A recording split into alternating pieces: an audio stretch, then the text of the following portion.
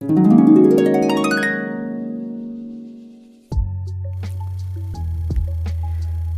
video yang lalu kita sudah membahas apa itu spool.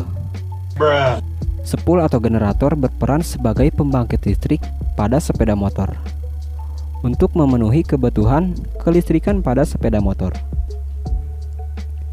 Nah, di video kali ini kita akan membahas jalur pengapian, di mana di jalur ini dikhususkan untuk menyalakan busi sebagai syarat utama untuk menghidupkan mesin sepeda motor. Perlu kita ketahui, ternyata mesin sepeda motor itu dapat berputar memerlukan waktu pengapian yang tepat. Tidak boleh ngasal. Lah, mengapa begitu?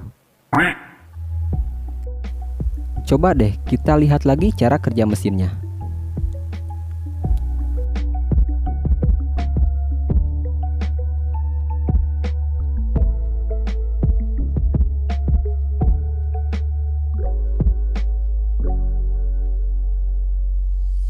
Dapat kita simpulkan bahwasanya busi ini dibolehkan memercikan bunga api hanya pada saat tahap kompresi saja.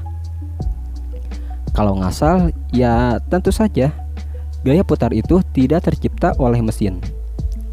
Oh iya juga ya. Terus bagaimana dong caranya agar waktu pengapiannya itu tepat?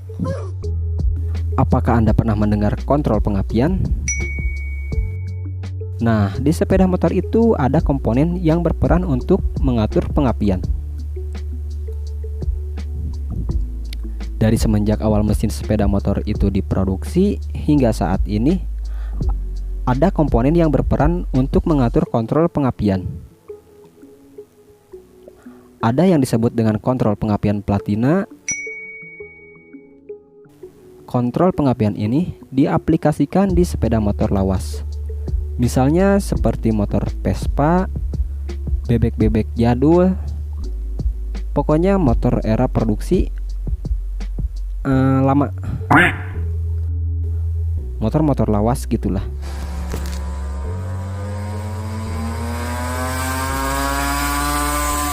Ada yang disebut dengan kontrol pengapian CDI.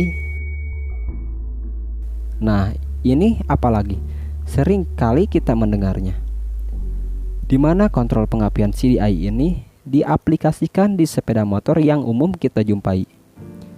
Bisa dibilang paling banyak di lingkungan kita.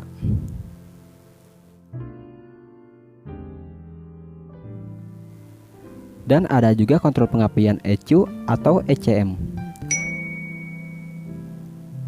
Kontrol pengapian ini diaplikasikan di sepeda motor saat ini. Lebih tepatnya sih di sepeda motor full injeksi.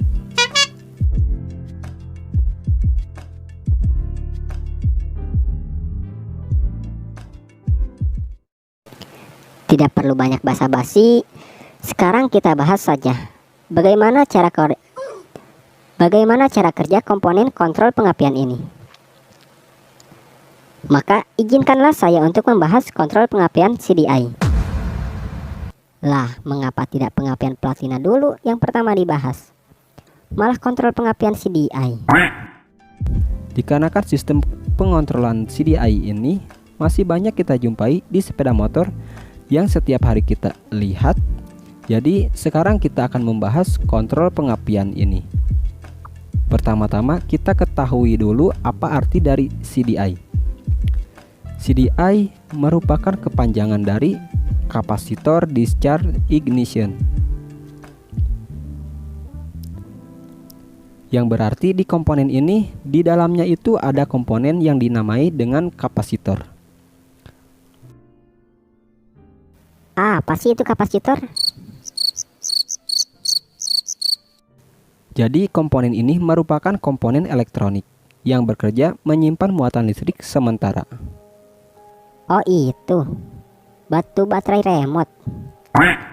Bukan itu, tapi hampir sama sih. Kalau mau tahu ya tinggal cari aja. Banyak kok yang membahas tentang apa itu kapasitor.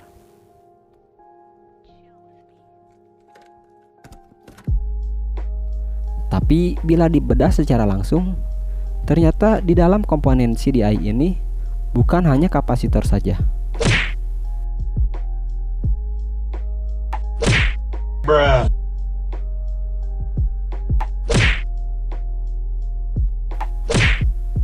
Ternyata banyak sekali. Ada IC, resistor, transistor, induksi, pokoknya banyak lah. Kita lanjut lagi. CDI ini hanya berperan untuk memutuskan atau menyambungkan arus listrik dari sumber tegangan menuju ke busi. Ternyata waktu pengontrolan itu dilakukan oleh komponen ini. Ini nih, yang letaknya tidak jauh dari magnet, atau yang biasa disebut oleh abang mekanik sebagai pulser. Komponen ini merupakan suatu sensor pembaca tonjolan magnet. Komponen ini berkaitan erat dengan kerja CDI. Bahasa anak mudanya sih saling melengkapi. Komponen ini akan mengeluarkan arus tegangan listrik dengan daya kecil. Ya, kira-kira kurang dari 1 volt. Kecil sekali ya. Ya iyalah, buat apa besar juga? Soalnya komponen ini berperan hanya mengirimkan sinyal sebagai perintah untuk CDI. Sebagai bahan acuan kapan CDI ini diperbolehkan memberi tegangan listrik menuju ke koil, yang selanjutnya disalurkan ke busi sebagai pemberi percikan bunga api untuk meledakkan bahan bakar.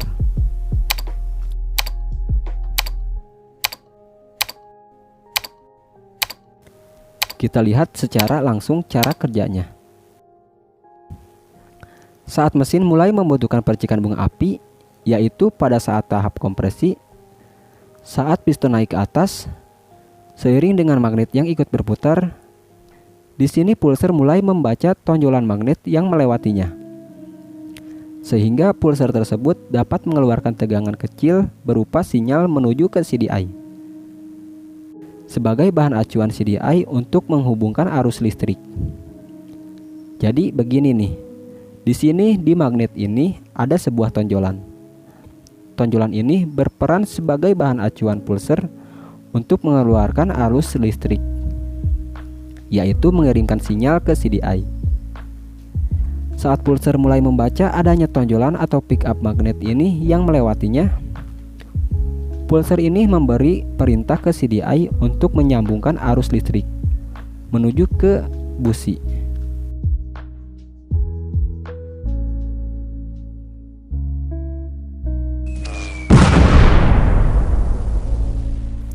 Simpel saja sih cara kerjanya. Cuma begitu.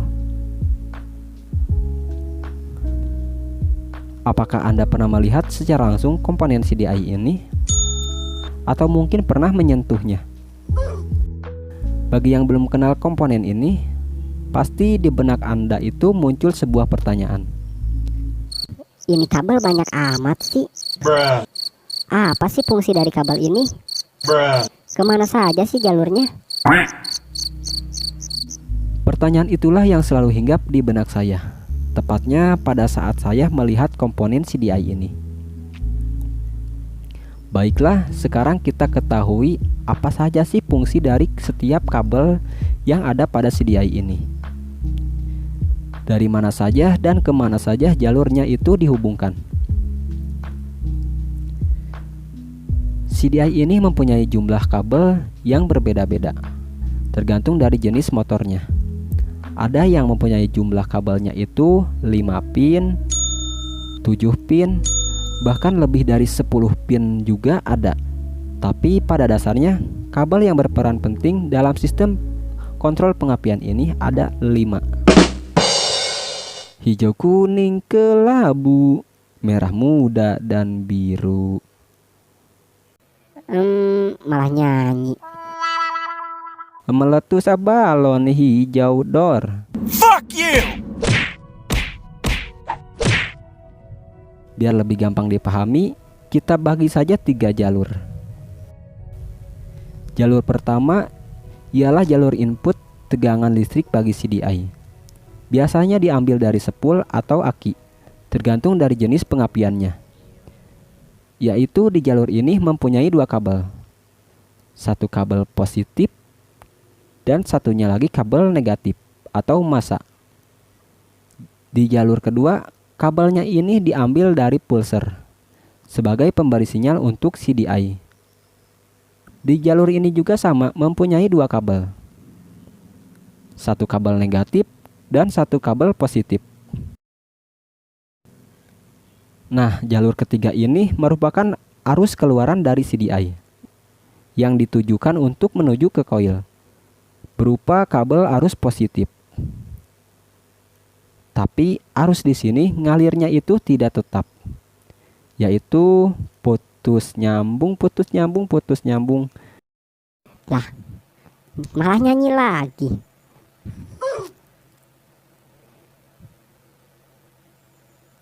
Lah, kok yang keluar cuma arus positif? Arus negatifnya kemana? Arus negatif yang masuk ke CDI ini, di sini arus negatif ini tidak ikut keluar. Lah, mengapa begitu? Ya, terserah dia dong. Lanjut lagi. Sekarang kita mengenal lebih dalam tentang CDI. Ternyata CDI ini terbagi lagi menjadi dua jenis, yaitu CDI AC dan CDI DC. CDI AC, CDI ini disebut sebagai kontrol pengapian AC yang diaplikasikan di sepeda motor lawas, tepatnya generasi pengganti dari pengapian platina. Sesuai namanya, CDI ini membutuhkan tegangan listrik berupa arus AC, yaitu diambil dari spool sebagai tegangan inputnya. Pada sepeda motor yang menggunakan pengapian CDI AC ini, misalnya di sepeda motor Supra Pit lama, Pega R lama, Yamaha PCR, Yamaha RX King, dan motor yang lain-lainnya. Untuk pengontakan atau mematikan mesinnya ini, di CDI ini menerapkan sistem pengkonsletan, yaitu arus negatif input CDI dihubungkan langsung ke ground atau massa yang diambil dari rangka sepeda motor. Cara pengkonsletannya itu gimana sih? Gini nih, jadi kabel inputnya itu dihubungkan ke massa yang diambil dari rangka motor. Dapat kita simpulkan, arus yang seharusnya dihubungkan menuju ke koil malah dibelokkan atau dihubungkan menuju ke rangka. Tentu saja di momen ini koil tidak mendapatkan arus listrik untuk menyalakan busi. Tapi pengkonsletan di sini aman ya, dikarenakan dilakukan oleh rangkaian komponen elektronik. Kita lanjut ke CDI DC. Sesuai namanya, pada CDI ini suplai tegangannya itu tentu saja memerlukan arus tegangan DC. Diambil dari keluaran kiprop yang diparalel ke pengisian aki. CDI ini diaplikasikan di sepeda motor era tahun 2004 ke atas. Misalnya Yamaha Mio, Honda Beat, dan sepeda motor yang lainnya. Untuk pengontakan atau mematikan mesinnya ini, pada CDI ini lebih gampang untuk dipahami, yaitu kabel input dari sumber tegangan yang menuju ke CDI ini diputuskan. Jadi kabel dari sumber tegangan ditahan dulu oleh kunci kontak. Ketika sepeda motor mau dihidupkan dan kunci kontak diputar, arus tegangan listriknya ini dihubungkan ke CDI sebagai tegangan inputnya.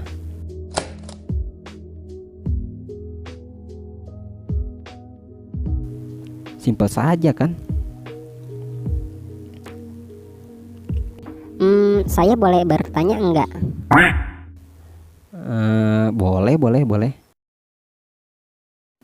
Ini saya pernah mendengar ada yang pernah bilang CDI limit dan CDI no limit. Sebenarnya apa sih maknanya? Dan apa sih perbedaannya?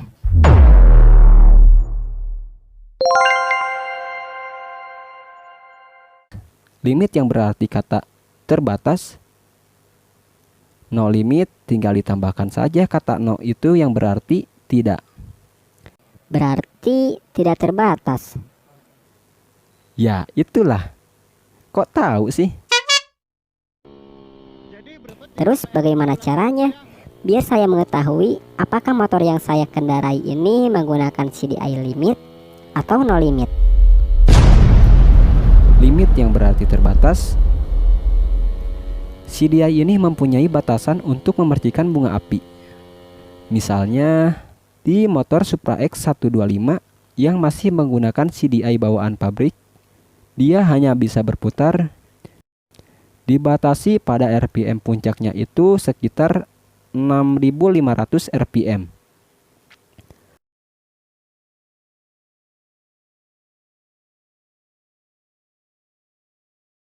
Nah, apabila motor Supra X 125 ini mengaplikasikan CDI non-limit, tentu saja RPM puncak yang dihasilkannya itu lebih tinggi. Ya, sekitar 7.500 RPM. Bahkan bisa lebih. Tergantung segimana mesinnya ini kuat untuk berputar. Sampai batas kemampuannya. Tentu saja hal tersebut dapat menaikkan performa mesin. Makanya kenapa motor-motor balap itu biasanya mengaplikasikan CDI ini untuk menaikkan performa mesinnya.